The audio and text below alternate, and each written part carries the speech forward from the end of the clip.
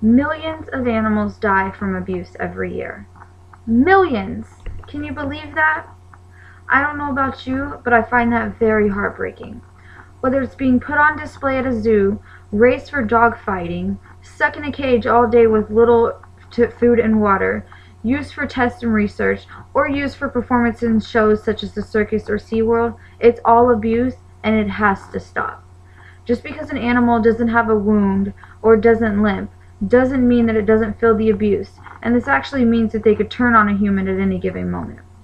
So not only is animal abuse very bad for the animals, it's actually very dangerous for humans as well. There are many cases and many types of abuse, but I will only talk about a few this time. First, I'm going to tell you about a kind of abuse that is in the circus. You'll be amazed at the way these animals are treated just for a few hours of fun at the circus. Next, we'll talk about the abuse of the orcas, many of you know them as killer whales, at places like SeaWorld, and the horrific stories of the way these animals are physically and psychologically abused and how they deal with it. Then finally, we'll talk about ways to prevent animal abuse and how someone like you can help with this serious problem. There are several organizations that help with informing people of animal cruelty, and luckily, there has been some progress along the way. Hopefully, at the end of this discussion, you can have a better understanding of the abuse of animals and will be encouraged to do something about it. I'm pretty sure you guys have heard of Ringling Brothers and Barnum and Bailey, also known as the greatest show on earth. It's an American circus that has been around since 1919. They have many acts that include a wide variety of animals. Some of the animals included in their acts are, but not limited to, lions, tigers, monkeys, dogs, and elephants. That's just to name a few. Yeah, it may be cool to see a tiger jump through a ring of fire, and it may be cool to see an elephant balance a ball on its trunk and its foot, but nobody really understands what these animals go through to train for that type of trick. In most cases, animals are put through intense emotional and physical abuse as part of a method called intimidation training. According to the ASPCA, the American Society for the Prevention of Cruelty to Animals, former employees of the circus have stated they've witnessed animals being beaten, whipped, and even denied food and water. All of this to force them to learn their routines. If they don't obey their trainer, or if they do something they're not supposed to do, they are punished, which ends in abuse. Unfortunately, there are no regulations over the animal training, so there really are no agencies to protect these animals or to monitor these type of trainings. This is just physical abuse. There are also ways the animal is emotionally and physically abused.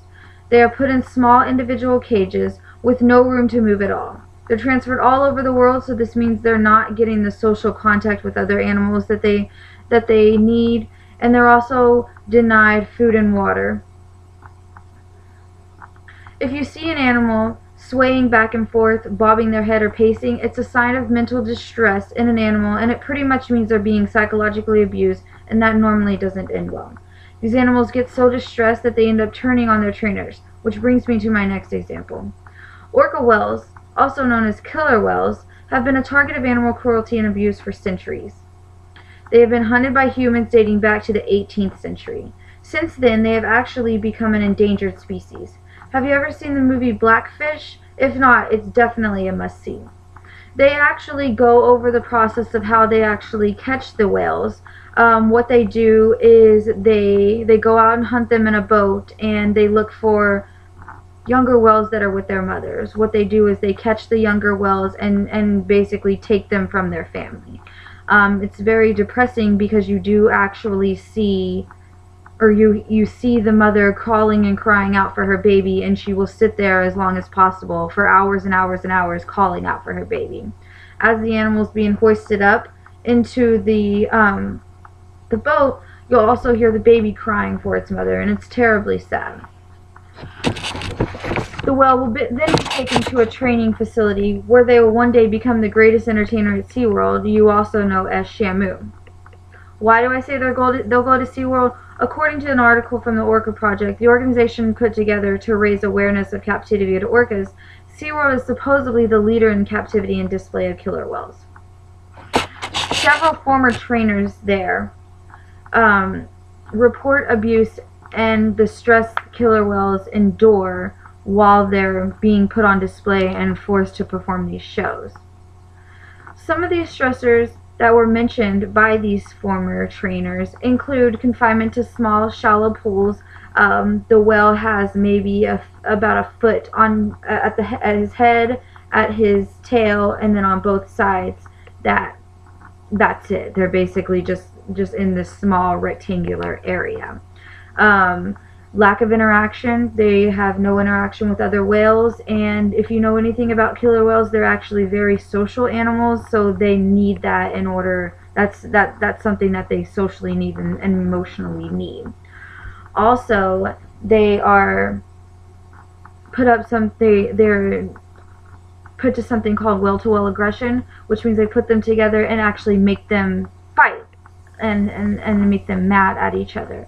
They're denied food and lack of medical care. Basically what happens is they're confined to this little space all day long until it's their time to perform. They are not fed food at all that day, and they also are not given any type of interaction with any type of killer whale or trainer or anything. So they don't have any food, no interaction, and they're stuck in this little box all day. So when it's their time to perform, they come out, and basically they're motivated to have their one meal for the day. So they do whatever the trainers want them to do. They put on their performance. They do what they're supposed to do so that they can actually get fed for the day. The lifespan of an orca in captivity is just 9 years. Do you want to know the average lifespan of an orca in the wild? 30 to 50 years. Now tell me that doesn't have anything to do with them being in captivity and the amount of abuse they endure. Something has to be done. Luckily, I know a few places that can help. There are several organizations that take part in raising awareness for animal cruelty. There is a Humane Society, which is the nation's largest and most effective animal protection organization. According to their website, they work to provide service to animals and actually save over 100,000 animals each year. If we want to get more specific, when it comes to looking at organizations that actually that are involved with a specific animal, there are several of those also. To tie in with our conversation, there's the ASPCA that I mentioned earlier. They're known for its partnerships with other organizations to fight for the rights of animals in circuses. Some of their partners include the Fund for Animals, Born Free USA, and also the Animal Welfare Institute.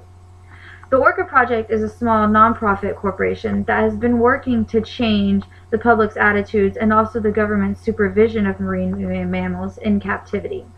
They provide us with information on what happens behind the scenes and also explore legal and ethical issues going on while whales are held in captivity. They do this by research, investigation, and education. See, there's so many organizations that are here and willing to help. Animal cruelty and abuse is 100% preventable. We are losing several species of animals every year, and it's just going to get worse. It's time we all stand up for the species of animals and these beautiful creatures on this earth, and make sure that our grandchildren and our grandchildren's grandchildren are able to experience the beauty of these animals that we are today. Thank you, and have a great day.